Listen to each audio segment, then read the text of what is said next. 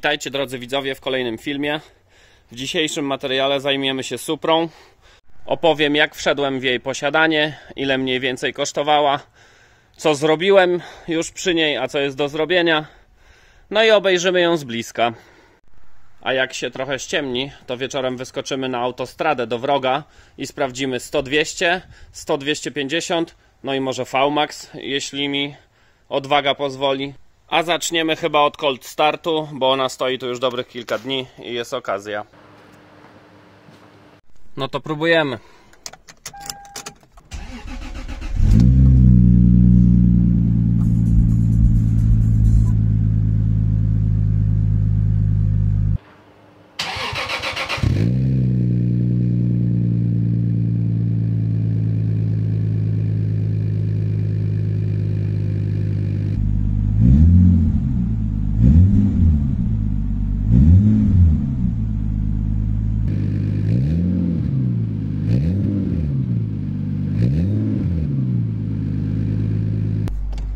To wyjeżdżamy na trawnik, na słoneczko i działamy. Auto jest w moim posiadaniu od roku 2016. Sprowadziłem ją z Japonii przez jedną z wielu polskich firm, które się tym zajmują. Działa to mniej więcej w taki sposób, że kilka dni przed aukcją pojawia się kilka aut i wy musicie zdecydować, które wam się podoba. Jeśli już zdecydujecie się i wybierzecie sobie któryś egzemplarz, to wtedy czekamy na dzień, w którym będzie jego aukcja. I wygląda to mniej więcej w taki sposób, że około 1-2 nad ranem dostajecie telefon, że u was na mailu są zdjęcia po oględzinach tego auta, no i musicie przetrzeć oczy, wstać o 2 nad ranem, usiąść do komputera i na podstawie zdjęć zdecydować, czy auto wam się podoba, czy nie i czy je licytujemy, czy nie. I jeśli wam auto się podoba, to wtedy z firmą, która wam załatwia to wszystko, ustalacie kwotę, do jakiej licytować i grzecznie czekacie. A wygląda to mniej więcej tak, że jak już wstaniecie tego samego dnia rano, to auto jest wylicytowane lub nie. Jak dobrze pamiętam, to ten egzemplarz został wylicytowany jako 4. albo 5. próba. Jest to wersja RZ z roku 98. Tak, wiem, teraz fanatycy chcą mnie powiesić, jak mogłeś przełożyć wersję RZ na lewą stronę. Ale muszę wam powiedzieć, że gdyby to był naprawdę perfekcyjny egzemplarz, idealny, to bym go nie ruszał. A że nasz skośnooki kolega używał go do zabawy, no to nie miałem oporów, żeby go przełożyć.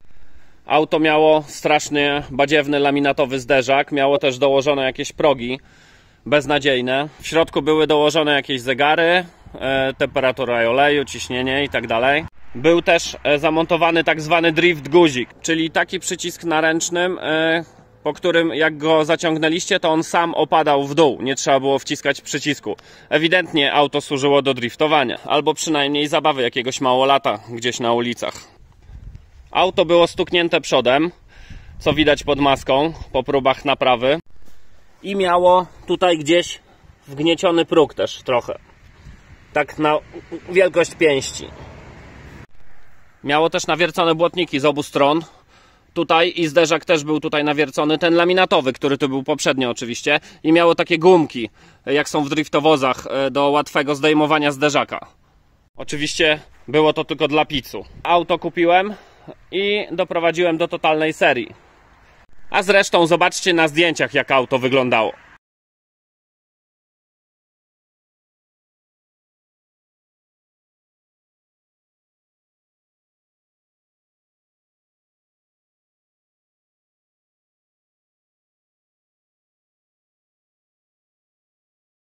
I za taki właśnie egzemplarz jak na tych zdjęciach zapłaciłem w 2016 roku około 86 000 złotych, jak dobrze pamiętam. W sensie tyle auto kosztowało tam w Japonii.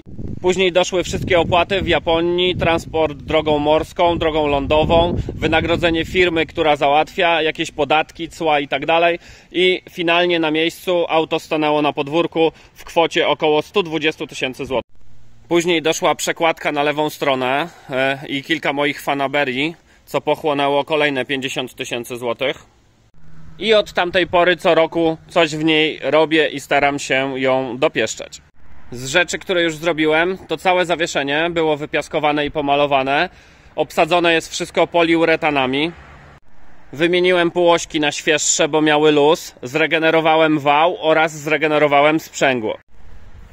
Zregenerowałem też hamulce z przodu, bo się kończyły. Przy okazji dałem nowe tarcze, klocki świeże i zaciski przednie zrobiłem. A z tyłu zrobię to samo, jak się skończą tarcze albo klocki i będzie okazja. A pod maską wyjęty był cały silnik, wymienione panewki, rozrządy, pompy wody, pompy oleju. I tak naprawdę w tej chwili to został do zrobienia tylko lakier i wnętrze. I właśnie nie wiem, co robić. Czy już ją rozbierać całą i pomalować, czy może na początku okleić ją na rok albo dwa jakąś fajną folią i się pocieszyć z jakiegoś fajnego koloru. Przy okazji, jak stara chłodnica mi się rozsypała, to wrzuciłem tutaj Mishimoto, taką grubszą i większą niż seryjna. Nasz kolega z Japonii to chyba sam naprawiał ten samochód po uderzeniu. Chyba że tam mają taki sposób naprawiania, ale zobaczcie, co tu się dzieje. Nawet lampy są pomalowane białym lakierem. Pas przedni był malowany, to na pewno, bo widać z daleka, ale nie wiem, czy oni nie wymontowywali tych lamp, czy coś. Po prostu są pomalowane lampy. Te plastiki od środka, widzicie? Jest pełno białego lakieru na nich. Ogólnie lakier tego samochodu to jest jego chyba największa bolączka i jest bardzo słaby. Malowane były błotniki, bo tutaj były te dziurki zaspawywane, co wam mówiłem wcześniej. Malowana była maska i malowana była tylna klapa. Środek też nie był za specjalny, bo wszystkie te tutaj tunele, te wszystkie plastiki to było oklejone taką imitacją karbonu. Wyglądało to tragicznie. O, tutaj jest jeszcze kawałek został, widzicie? Takie coś, wszystko było oklejone tym. Nawet te boczne, te i te też były oklejone takim badziewiem. Tutaj zamiast radia była półka taka na dole i były 3 zegary. Jeden z nich sobie zostawiłem zamiast zegarka. Tutaj mam temperaturę oleju. Zobaczcie sobie sami, jak to wyglądało na zdjęciach.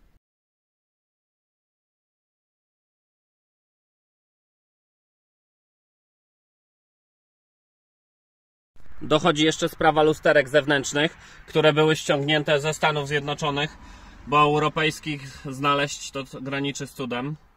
Nie mogę nigdzie znaleźć lewego słupka europejskiego i został mi od wersji RHD, bo tu rączka była. To wymyśliłem takie 2 zaślepki, wsadziłem, żeby nie było dziur na śruby. Jeśli chodzi o przekładkę, to tam mi brakuje jeszcze takiego plastikowego trójkąta w nogach pasażera. No i oczywiście daszki. Tutaj był daszek dla pasażera i ma lusterko, a tutaj był daszek dla kierowcy i nie ma lusterka. Jakby tak szybko podsumować, to auto razem z opłatami 120 i przekładka jakieś 45 do 50, czyli mamy jakieś 170 000 złotych w takim stanie, jak teraz jest. Plus regeneracja całego zawieszenia, hamulców, wyjęcie silnika, zrobienie wszystkiego pod maską. A, no i jeszcze audio dokładałem. Także mniej więcej sami jak sobie policzycie, to pewnie już blisko 2 pak w tej chwili. Starczy na razie opowiadania o historii i cenach, obejrzyjmy teraz ten wóz z bliska. Moja Supra z przodu posiada zaciski 4-tłoczkowe, które występowały tylko chyba w wersji europejskiej, tej najmocniejszej i nie wiem czy amerykańskiej, więc kolega z Japonii musiał ją trochę tuningować, poprawiać hamulce. A z tyłu posiada zaciski 2-tłoczkowe. Moja Supra stoi na felgach, które nazywają się Race Lights Gram Pro. Tyły to 18 na 9 cali szerokie, a przody to też 18, ale 8 cali szerokie. Zapomniałem jeszcze powiedzieć, że Marcin mi cały wydech zbudował do Supry na 2 tłumikach na szczęście, więc jest w miarę cicho. W miarę cicho jak stoi na obrotach. Szyby z tyłu to też jakiś mistrz przyciemniał. Nie wiem czy to widać na filmie, ale jest tu więcej pęcherzy powietrza pod folią niż purchli rdzy na moim 1,36 m. Antena niestety nie działa, chyba coś z silnikiem się stało. Mogę ją sobie tylko ręcznie schować lub wyciągnąć. Sama się nie chowa. Tutaj po prawej i lewej stronie tablicy rejestracyjnej ma takie plastikowe wstawki. Nawet nie wiem jak to się nazywa, ale to chyba występowało tylko w wersji japońskiej. Bardzo proszę nie bijcie mnie jeśli się z czymś pomylę, ale na Suprach znam się dużo mniej niż na E36. Tak wygląda kluczyk od Supry. I nawet ma tutaj centralny zamek. Jest taka duża okrągła bateria i jak ją wymieniam, to nawet ten centralny zamek działa, ale po bardzo krótkim czasie pada bateria i nie wiem dlaczego. Może dlatego, że te przyciski się wciskają bardzo lekko i jak trzymam kluczyk w kieszeni, to się bateria rozładowuje, bo jest non-stop naciśnięty. W związku z tym, że to 98 rok, światła są troszeczkę inne, bo są poliftowe tylne i powiem szczerze, że dużo bardziej mi się podobają niż przedliftowe. A reszta takich bajerów jak to lub to z przodu tutaj, to są chyba obrysówki, to są pozostałości po Japonii po prostu. W Europie takich nie było, mam wrażenie. Co tam pod maską mamy? Pod maską mamy wielki akumulator, aż za przednią osią. Nie wiem, kto tu wyważał ten samochód. Tu mamy zbiorniczek wyrównawczy na płyn chłodniczy. Tutaj mamy do spryskiwaczy. Tutaj mamy do wspomagania. A tutaj mamy zbiorniczek na płyn do sprzęgła. A tutaj na płyn hamulcowy. Z tej strony to jest puszka filtra powietrza i wlot tutaj. A tutaj mamy jakąś małą puszkę na bezpieczniki. Jakieś dwa przekaźniki tylko są. A tutaj pompa ABS-u. Tu po prawej stronie, po stronie wydechowej, mamy cały zestaw. W sensie dwie turbosprężarki, małą i dużą, które powinny generować 286 koni. Mała sprężarka działa na dole, a duża na górze. Dlatego pierwotnie tym samochodem jeździło się jak V8. 1500 obrotów, gaz w podłogę i ona od razu zapalała bez zastanowienia się. No ale mi oczywiście mocy było mało, więc sterowanie sprężarkami zostało przestawione tak, że dmuchają dwie naraz. Jest olbrzymia turbodziura, bo dopiero zaczynają dmuchać przy około 4000, ale z 286 zrobiło się 391 koni. Na seryjnych sprężarkach oczywiście. Tutaj przydałoby się serwo jeszcze odnowić, bo chyba ktoś przelał kiedyś płyn hamulcowy i dlatego tak lakier schodzi. No i przydałoby się jeszcze wygłuszenie maski świeże, bo to wygląda strasznie. Chłodzenie w Suprze wygląda mniej więcej jak w BMW. Mamy wielki tunel i wentylator z wiskozą. Rozpórka to Cusco, była pomalowana na niebiesko z napisem, ale przemalowałem ją na czarno. Mam wrażenie, że tak lepiej wygląda. O, Marcin mi nawet wlepkę uzupełnił. W październiku 2020 robił wszystko. 156 tysięcy miała wtedy, a teraz ma 160, czyli całe 4000 km. Pewnie ciekawi Was, co to za urządzenie jest tutaj przypięte i kabelki od niego odchodzą. Też nie wiedziałem na początku, ale poszukałem w internecie i jest to urządzenie, które wzmacnia iskrę na świecach. Zawieszenie to gwint Tejna z regulacją twardości. I powiem Wam szczerze, że jeździ się na tym jak na TA Technics W36. Po prostu tragedia. Na szczęście mam już kupione oryginalne B8 z oryginalnymi sprężynami. Tylko muszę oddać do Zerkopolu na regenerację i oryginalny zawias wróci do tego auta. Może będzie trochę bardziej komfortowo. A tu jest tabliczka znamionowa z winem, którego i tak pewnie nie widzicie. JZA80 1001797, czyli krótki win. I to też był problem z zarejestrowaniem auta przez ten krótki win. W sumie to były dwa problemy. Pierwszy, przez ten krótki win trzeba było udać się do ministerstwa o odstępstwo od warunków technicznych, żeby nam pozwolili zarejestrować auto z krótkim winem. Jakby to coś zmieniało, czy ten win ma 20 cyfr, 30 czy 5. Komuś się naprawdę musiało nudzić. A drugi problem był taki, że w Polsce nie można rejestrować aut z kierownicą po prawej stronie spoza Unii Europejskiej. Więc jeśli mieliście auto na przykład z Anglii, jak jeszcze była w Unii Europejskiej, to bez problemu przyjeżdżaliście do Polski i rejestrowaliście auto z kierownicą po prawej stronie. A w związku z tym, że moja Supra przyjechała z Japonii, to był wielki babol i nie pozwolili mi zarejestrować Supry z Japonii z kierownicą po prawej stronie. Jedno z rozwiązań tego problemu było takie, że można było sprzedać auto komuś do Europy, na przykład do Niemiec, a dzień później auto od niego odkupić i już wtedy nasz polski rząd pozwoliłby Ci zarejestrować Suprę z kierownicą po prawej stronie, bo byłaby już wtedy z Unii Europejskiej.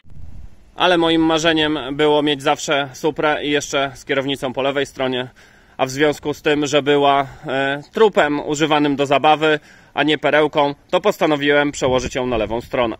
No to zajrzyjmy teraz do wnętrza, bo z zewnątrz pokazałem już chyba wszystko. Drzwi są bardzo długie, dużo dłuższe niż w zwykłych autach, w sedanach. Mają szyby bez ramek oczywiście. Boczki to jakiś Sky. Nie wiem, czy to ma imitować skórę, czy po prostu być takim plastikiem. Tutaj, nie wiem, to chyba skóra jest. Widzicie? Nawet się przesuwa. Kurde, niezły bajer. No i wszechobecny plastik. To wszystko twardy plastik. To też. No, ale co chcieć od Toyoty z 98 roku. Progi są bardzo szerokie, jak w każdym sportowym samochodzie. A tutaj mamy fotele Recaro. Podobno bardzo słynne. I wszyscy, którzy mają Suprę, to chcieliby takie mieć.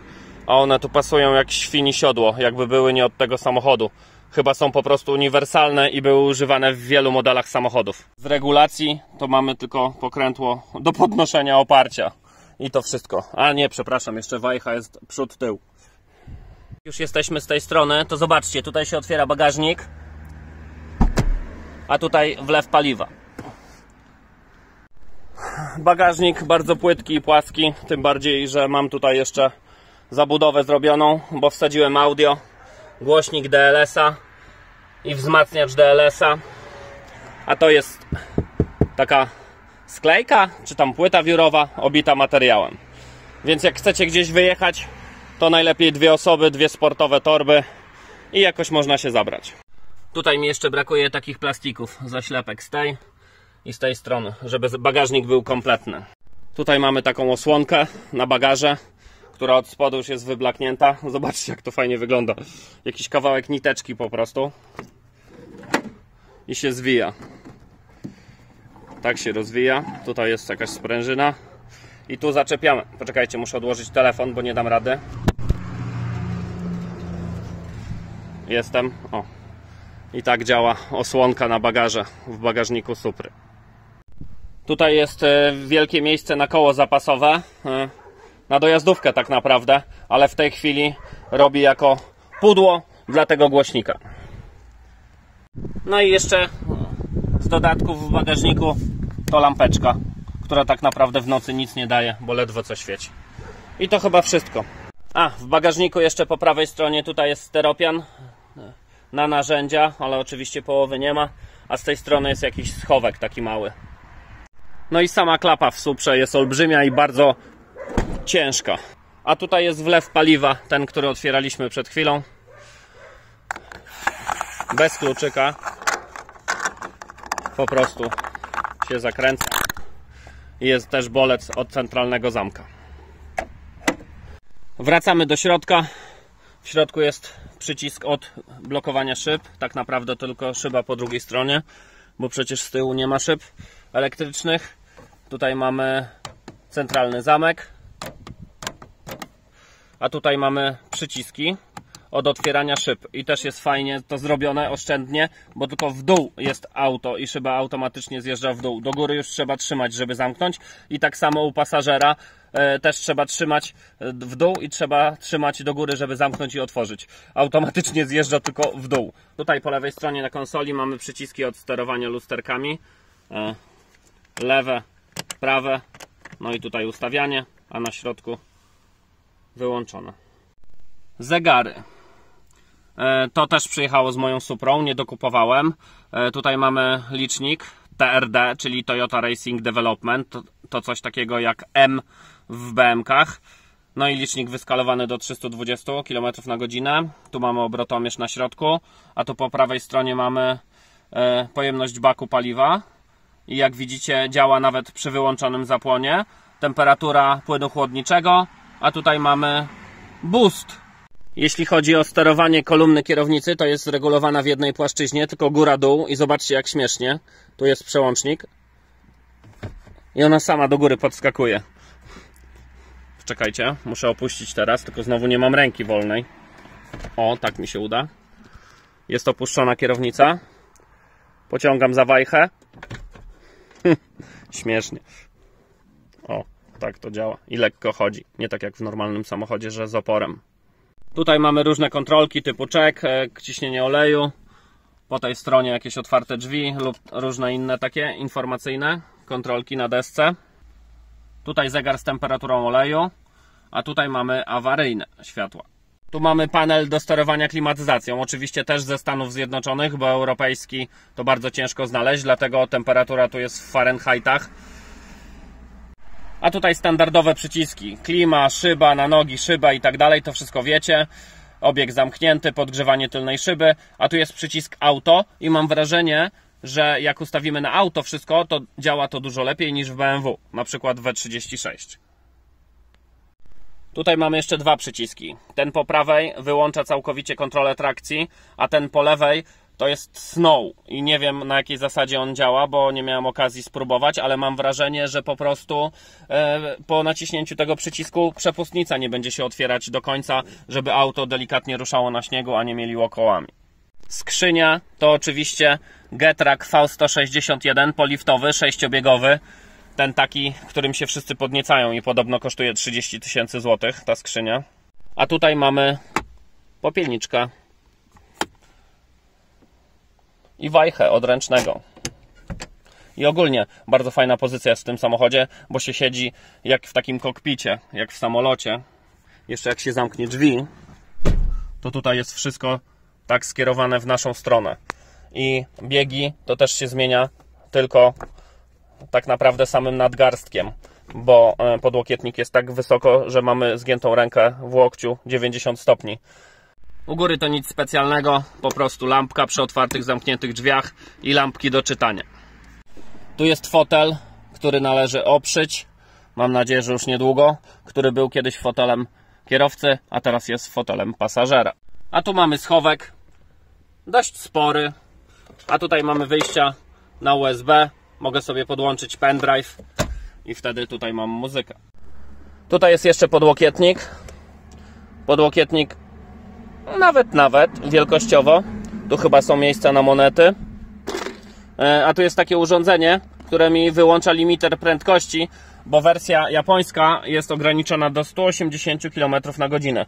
I z tego co wiem, to urządzenie też mierzy czasy na 400 metrów, do setki. Tylko jeszcze tak naprawdę nigdy z tego nie korzystałem, bo nawet nie wiem jak. W to miejsce zostały wsadzone głośniki Morela. I tak samo Morela są tweetery. A radio to tak naprawdę panel. Kosztowało chyba 1200 zł, jest takiej grubości i wygląda jak tablet, jak się je wyjmie. Taki grubszy tablet. Zajrzyjmy do tyłu. Z tyłu miejsca na nogi jest tyle. A jak się fotel położy, to może siedzieć tylko osoba bez nóg lub noworodek, no bo nie wiem, kto inny tu się zmieści. No i zobaczcie ten bajer. To jest fabrycznie. Fabrycznie wychodzi fotel, który ma taką tapicerkę, a z tyłu fabrycznie jest taka kanapa. Dlatego na początku mówiłem, że te fotele tu pasują jak świni siodło. Jeszcze jedna rzecz jest. Tutaj można pociągnąć za tą wajchę. O, i trochę się robi nam dostawczak. Jakby nie było rozpórki i tego wzmacniacza, to można by było tu coś położyć płaskiego. No i tu z tyłu też wleciały głośniki Morela na prawą i lewą stronę. Kierownicę udało mi się kupić na którymś z polskich portali, już nie pamiętam gdzie, chyba nawet na Facebooku, na którejś z giełd. I jest to kierownica, mam wrażenie, od Lexusa. Jest 200. No ale pasuje idealnie i jest na tyle płaska tu, że nie zasłania zegarów jak się jedzie. Patrzcie, z taką kierownicą przyjechała moja Supra. Nie wiem co to jest plastikowe. Imitacja karbonu. Kurczę, poprzedni właściciel był fanem imitacji karbonu. Na tym ujęciu będzie widać ładnie, jak ten kokpit jest skierowany na kierowcę. Jak w samolocie. Moja Supra jest wyposażona w dyferencjał ze szperą, tak zwany Torsen LSD. Ale jest to mały Torsen, bo napędy są podzielone na dwa w Suprach. Jest mały napęd i duży napęd. To jest mały napęd, a duży Torsen jest dosłownie ze 2 czy 3 razy większy niż ten mały i ma olbrzymi radiator do odprowadzania ciepła. Jest tak samo jak w BM-kach, mała, duża głowa. I nawet na tabliczce znamionowej, nie wiem czy to będzie widać, jest napisane o tu Transaxu V161, czyli oznaczenie skrzyni, a obok mamy oznaczenie dyfra i to jest A03B. I tak się oznacza mały dyfer. Ze szperą LSD. Poprzedni właściciel zostawił jeszcze tutaj prezent w postaci intercoolera Grady. który ładnie się komponuje nawet tutaj, ale jest troszeczkę za mały. Jakby był troszkę szerszy w jedną i w drugą stronę, to by ładnie wypełnił całą tą szczelinę. Race Logica już mamy zamontowanego i podłączonego. Mocowanie na kamerę też. Poczekajmy do wieczora, aż zmniejszy się ruch na autostradzie i pojedziemy potestować. Z ciekawostek mogę powiedzieć, że jest tutaj najbardziej wydajna klimatyzacja oraz najbardziej wydajne ogrzewanie, jakiekolwiek kiedykolwiek widziałem oraz czułem. Nie wiem, czy to zasługa tej nagrzewnicy, która się zaczyna tu, a kończy tu, olbrzymiej, czy może małego wnętrza, tak, które po prostu się szybko chłodzi lub grzeje. Oczywiście musiałem wymienić przednią szybę, bo wycieraczki pracowały w tą stronę, a nie w tą stronę i były tutaj no takie odbicia jak na szybie od wycieraczek. I kupiłem szybę jakąś tanią firmy BSG Laminated Safe, bo jak usłyszałem, że oryginał kosztuje 3000, to stwierdziłem, że chyba mnie na razie na niego nie stać. I w czym jest problem? No i problem polega na tym, że ona jest tu gdzieś zniekształcona. Kurczę, nie widać tego. Ale w jednym miejscu jest zniekształcona i po prostu przekrzywia się obraz. Wszystko faluje. Na szczęście jest to przed pasażerem, a nie przed kierowcą. Zapomniałem powiedzieć najważniejszego. Tutaj mamy poliftową deskę, poliftowe zegary i one nie wychodziły w ogóle w wersji LHD, tylko w wersji RHD wychodziły. W związku z tym tutaj było mnóstwo rzeźby, żeby te zegary tu zostały po lewej stronie. I Misiek, który mi robił audio, on tą deskę całą wyrzeźbił, pokleił, pomalował i dlatego to w tej chwili tak dobrze wygląda. I mam poliftowe zegary po lewej stronie. A jeśli chodzi o graty, to nowa została kupiona deska, ściągnięta ze Stanów. Nowy został kupiony dywan. No i to chyba wszystko z nowych rzeczy. No może jeszcze tam kilka jakichś drobnostek nowych, a reszta jest złożona z rzeczy używanych i szukanych na rynkach całego świata. Dlatego na przykład, nie wiem czy to widzicie, ciut różni się kolor tego od tego. Albo popielniczka, która była kupiona nowa, też różni się minimalnie od tego, co malował Misiek. Ale zobaczcie ciekawostkę. Nowa popielniczka, która była kupiona w ASO, tu już się wyciera i tu już się wyciera od tego, że się trzyma tutaj rękę. A to, co pomalował Misiek, żyje do tej pory. I nawet zadrapań nie widać. A wcześniej jeszcze wspominałem o drift guziku, którego używał nasz kolega z Japonii. Po prostu tutaj jak zaciągniemy ręczny, to musimy wcisnąć, żeby go opuścić. A ten drift guzik był taki, że jak się zaciągało ręczny i puszczało, to on sam spadał już bez potrzeby naciskania przycisku. No i to chyba wszystko. Nie ma co tutaj więcej opowiadać. Do zrobienia został środek i cały lakier. Reszta jest w bardzo dobrym stanie. Auto jest bez rdzy, nie ma nigdzie dziur ani żadnych purchli. Ewentualnie jakiś minimalny nalot gdzieś na śrubkach albo na czymś. Myślę, że to będzie dobry egzemplarz do odrestaurowania do końca i postawienia sobie w garażu. No to na razie się żegnamy. Ja idę trochę popracować, żeby zarobić parę groszy na modyfikację tych wszystkich gruzów. A spotykamy się wieczorem. Wyjedziemy na obwodnicę Berlina i tam przyciśniemy, sprawdzimy czasy, posłuchamy jak pracuje. Jeszcze wymyśliłem, że zanim pojedziemy na obwodnicę, to wyskoczymy na naszą miejscówkę i spróbujemy nagrać kilka dźwięków, jak się silnik nagrzeje. Nie będzie to zapewne zbyt spektakularne, bo przy silnikach turbo to tylko szum idzie z wydechu, jak turbo wstaje. No ale może na luzie jakieś przegazówki się zrobi, czy coś takiego, żebyście usłyszeli jak to brzmi. Supra bardzo szybko się nagrzewa, bo ma wymiennik woda-olej. Wóz się trochę nagrzał. Olej 90 stopni, woda już dawno. Mogę wam pokazać jak tu turbo wstaje. Jestem w tej chwili na drugim biegu i wciskam gaz do oporu.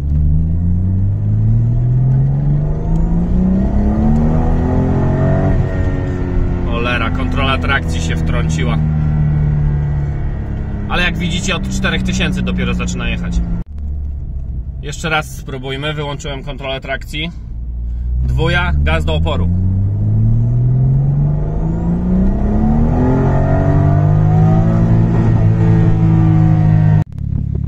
Tutaj aparat z mikrofonem, a tutaj kamera. Przegazuję ze 2 razy, zrobię odjazd, a wy słuchajcie.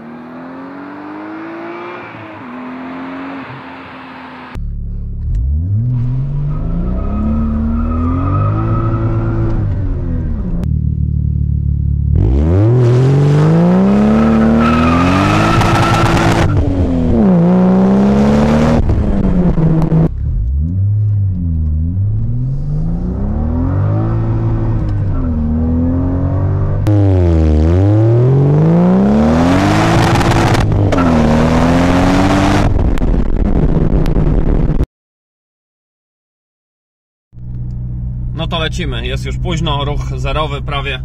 Można testować 100-200 i VMAXy. Tak dla przypomnienia tylko dodam, że best tego samochodu to jest 9,8 sekundy 100-200. I to było mierzone przy bardzo niskiej temperaturze, jak było zimno i prawie pustym bakiem. Może jak już jedziemy, to pokażę, jak działa zegarek od boostu. Teraz jadę ze stałą prędkością. W ogóle nie dotykam gazu tak naprawdę, więc boost jest 0. A teraz wciskam gaz. Podnosi się, zaczyna dmuchać i już wychodzi poza skalę. Sprawdźmy, jak przekłamania licznika. Jedziemy równo 100 na liczniku 95, to znaczy na Race Logicu. 5 km przy 100 km na godzinę kłamie licznik. Zbliżamy się na miejsce. Ćwiartka baku została, no to dobrze, im lżejszy, tym lepiej. Zaraz pomiary. Jesteśmy w bezpiecznym miejscu. Możemy próbować. Pierwszy pomiar 100-200. Uwaga, ogień. Truja.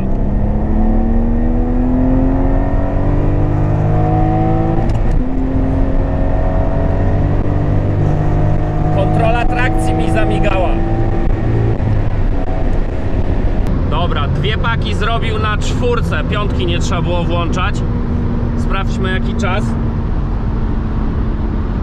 10,4 zrobił.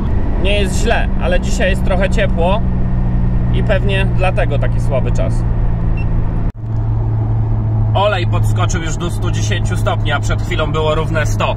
Ciekawe, jak pojedziemy drugi raz, ile będzie.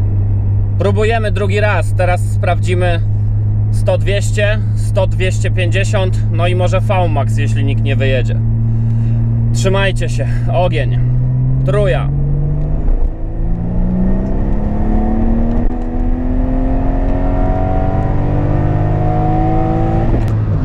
Kontrola trakcji mnie przytrzymała znowu, ale lecimy. 4, 5.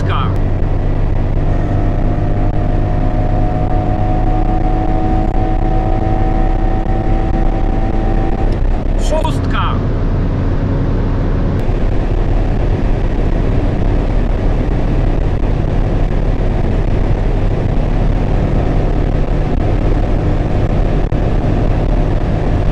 Coraz słabiej, już nie przyspiesza, nie dobije do 300 licznikowych.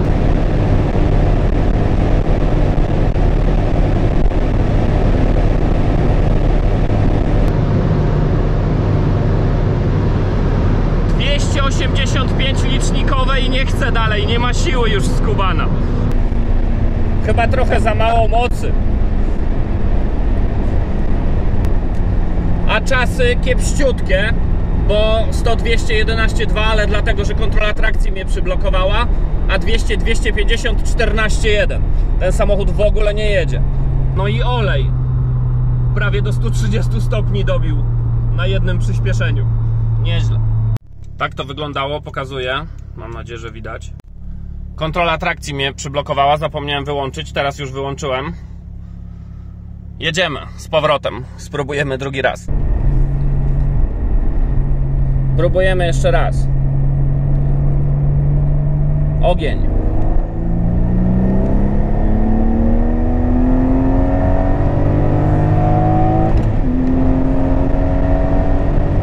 Pod górkę trochę jest, czas 100-200 będzie gorszy. 5.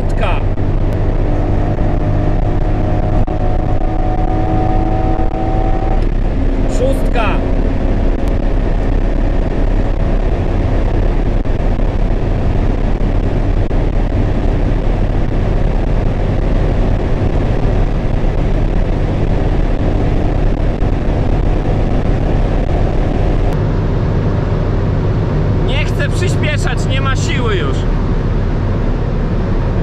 'Dobrze pamiętam, to 290 licznikowe nią kiedyś jechałem.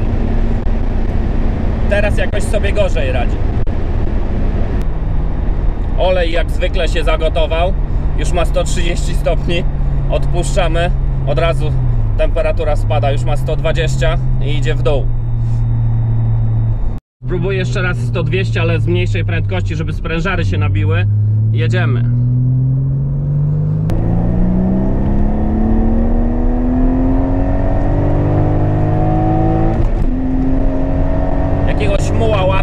9 biegów.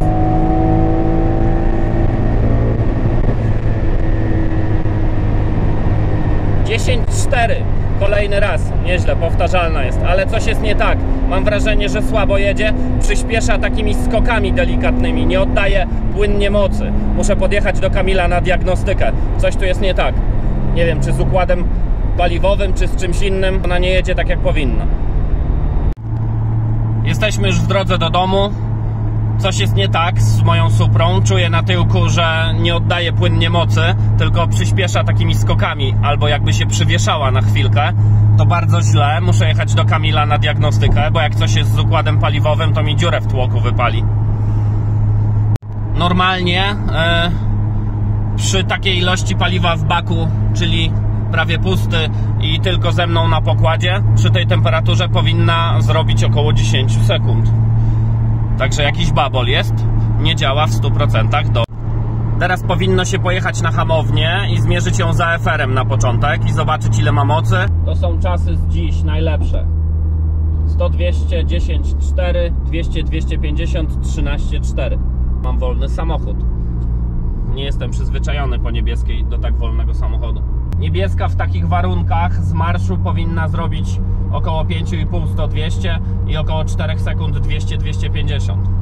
Niezła różnica. Zaświecił się komornik. Można zjechać na stację. Jesteście ciekawi, ile litrów wchodzi do baku Supry? Zaraz sprawdzimy. No to lejemy 9,8 do pełna. Cena dzisiaj 6,36. Ja pierdzielę. Samo odbiło przy 56 litrach. Spróbuję coś dolać.